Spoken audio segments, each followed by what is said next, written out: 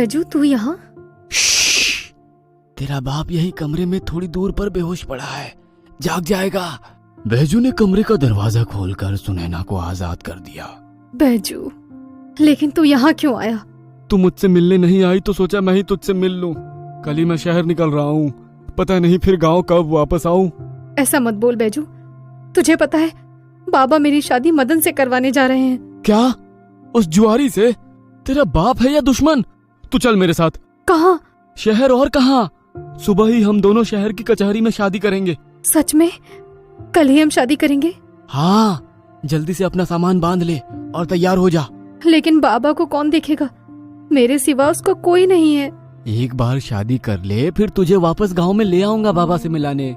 मेरा तो यहाँ कोई नहीं है अब, इसलिए हम शहर में ही रहेंगे। बैजू के प्यार भरे वादे ने सुनैना को एक नई उम्मीद दी थी।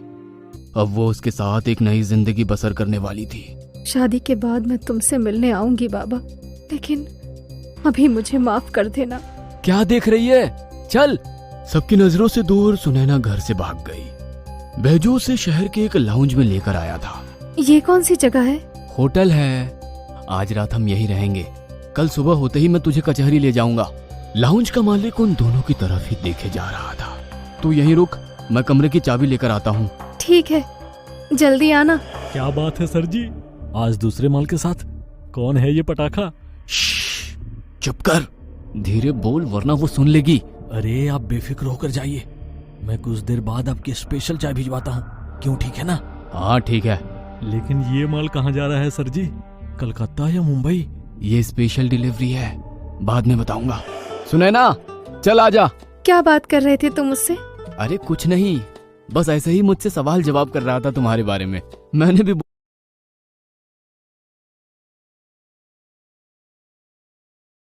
मेरी मंगेतर हो। अब क्या कर रहे हो? दूर हटो, वो देख रहा है।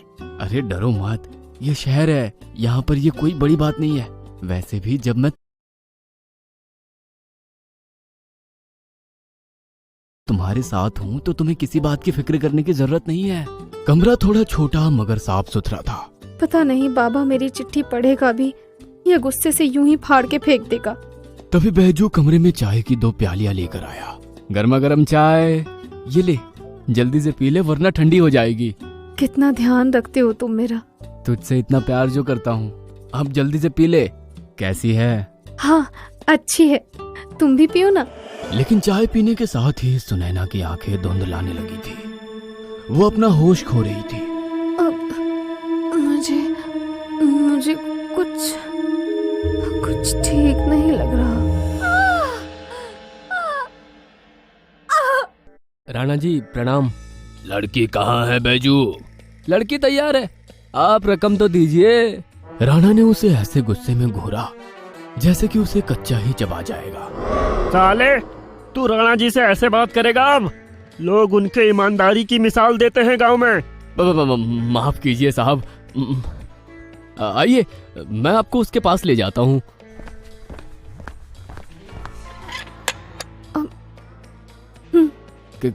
कैसी लगी आपको? ठीक तो है ना? उन्होंने बैग से एक नोटों की मोटी सी गड्डी निकाली और बैजू के हाथ पर रख दी। तभी उन्होंने कुछ सोचते हुए बैग से एक और मोटी गड्डी निकाली और बैजू के मुंह पर दे मारा। तूने उम्मीद से भी अच्छा काम किया है, ले ऐश कर। बहुत मेहरबानी राणा जी, अब ये आपकी अमानत है, मैं चलता हूँ। जाने से पहले बैजू ने एक आखिरी बार सुनैना को देखा। शादी मुबारक हो सुनैना। सुनैना राणा खानदान की बड़ी बहू बनने चली थी। सब तैयारियां ठीक से तो हो गई है ना पवन? हाँ माँ, आप एकदम निश्चिंत रहिए। तुम्हारे बाबूजी अब तक क्यों नहीं आए? आते ही होंगे माँ, अब आप भी तैयार हो जाइए, मेहमान आने वाले हैं। मैं और राधिका बाकी सब संभाल लेंगे। अभी यकीन नहीं होता कि मेरे चंदन की शादी होने जा रही है। माँ, आज खुशी के दिन ये आंसू मत बहाइए। हाँ सही कह रहे हो तुम, आज मैं बहुत खुश हूँ। तुम्हारे बड़े भाई की शादी आज संपन्न हो जाएगी। अरे जमुना, ये सब छोड़ जाकर देख चंदन तैयार हुआ कि नहीं। माँ जी। माँ, आप ही जाकर भैया को तैयार कर दीजिए ना। आप तो जानती हैं वो किसी और की कहाँ सुनते हैं। अरे अब एक बार उसकी दुल्हन आ गई तो फिर उसी की सुनेगा। ही जाएगा। राणा की हवेली भी किसी दुल्हन से कम नहीं लग रही थी, और लगती भी क्यों ना। आज हवेली के बड़े बेटे की शादी जो थी, राणा जी ठाठ से अपनी होने वाली बहू को घर ले आए। बहुत सुंदर, नजर ना लगे। बेहोशी की हालत में ही उसने 7 फेरे संपन्न किए थे। अब वह अटूट बंधन में बंध चुकी थी। उसकी मांग का सिंदूर इस बात का गवाह था। विवाह संपन्न हुआ। आज से आप दोनों पति पत्नी हैं। बस बहू, अब इस हवेली और चंदन की सारी जिम्मेदारी तुम्हारी है। हमें निराश मत करना, वरना अच्छा नहीं होगा। हाँ, कहे देती हूँ। ऊपर बालकनी पर खड़ा वो साया नई दुल्हन को ताके जा रहा था। क्या सुनैना को उसकी नजर लगने वाली थी? कहानी जारी रहेगी। छोटी बहू रानी को उसके कमरे में ले जाओ। जी माँ जी। और राधिका सुनैना को चंदन के कमरे में लेकर चली गई। आज हवेली में महाभोज होगा। पवन, सारी तैयारियां तो हो गई है ना? जी माँ, भोज तैयार है। खास मेहमान खाने भी बैठ गए हैं। चंदन का कमरा और पलंग फूलों से सजा हुआ था। छोटी बहू, नई बहू रानी तो बहुत ही सुंदर है। सच में बहुत प्यारी है। तभी किसी की आवाज ने राधिका का ध्यान दरवाजे की तरफ खींचा। छोटी बहू, इसका क्या करना है? दरवाजे पे 2 लड़कियां चंदन के पुतले को लेकर खड़ी थी, जिसके साथ सुनैना ने 7 फेरे लिए थे। इस पुतले का क्या करना है छोटी बहू? दिमाग तो ठीक है ना तुम दोनों का? अगर माँ जी ने सुन लिया होता तो गजब हो जाता। इसे ठीक से पकड़ो। माफ कीजिए छोटी बहू, गलती हो गई। ठीक है चुमकी, अब आगे से ध्यान रखना। माँ जी के लिए पुतला नहीं, उनका बेटा चंदन है। उनका प्यार हम सबके लिए एक तरफ और चंदन भैया के लिए एक तरफ है। अगर जरा सी भी तकलीफ हो जाए उनको तो बर्दाश्त नहीं होती। तो फिर क्या करें हम चंदन भैया का?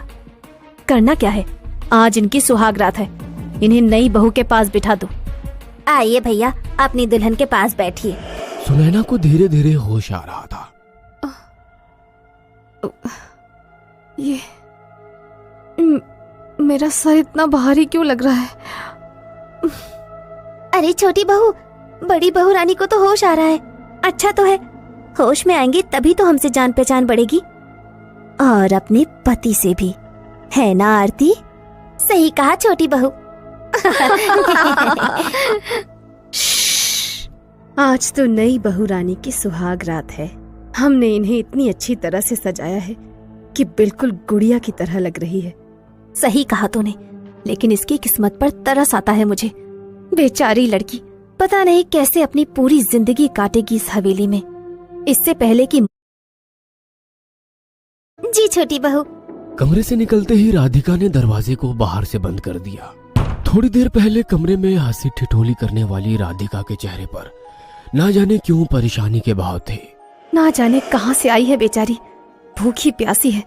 जब होश में आएगी तो पता नहीं कैसे बर्ताव करेगी। घड़ी आवाज करके समय बता रही थी। रात के 11 बज चुके थे और उस आवाज के साथ सुनैना की आंख खुल चुकी थी।